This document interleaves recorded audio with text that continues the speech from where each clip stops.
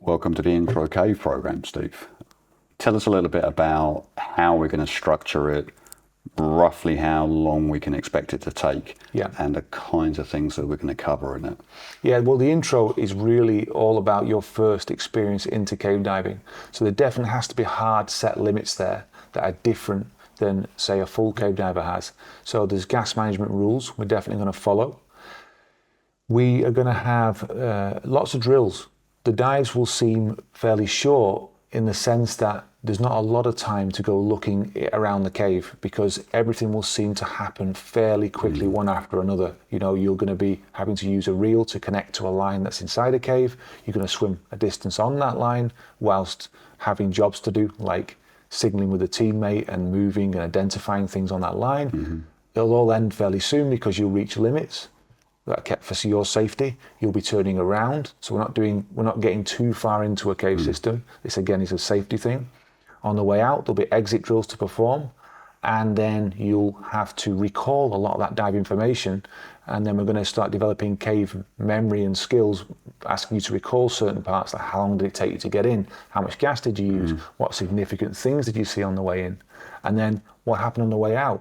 How was the gas different on the way out, or was it different to what you used on the way in, and so on and so on. And then that's going to compound itself over about 4 or 5 days of time, possibly more if you need it. The key thing is we're going to have other drills that involve missing divers, lost line, perhaps. That kind of completes your intro, and then what we're not allowed to do is do things that might involve leaving that guideline that's inside the cave there.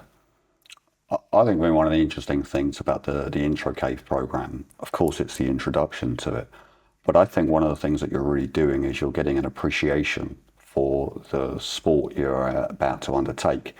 And because we're trying to always get home, right? For me, the goal is always to come home so we can go dive in tomorrow.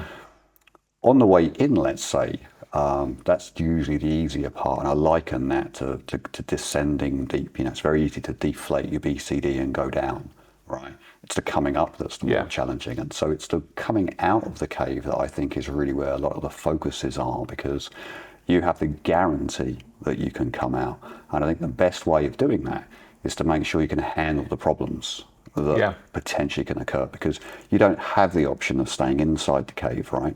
So a lot of the training is really about how to get out safely, how to handle should something happen, what are you going to do about that, how are you going to react.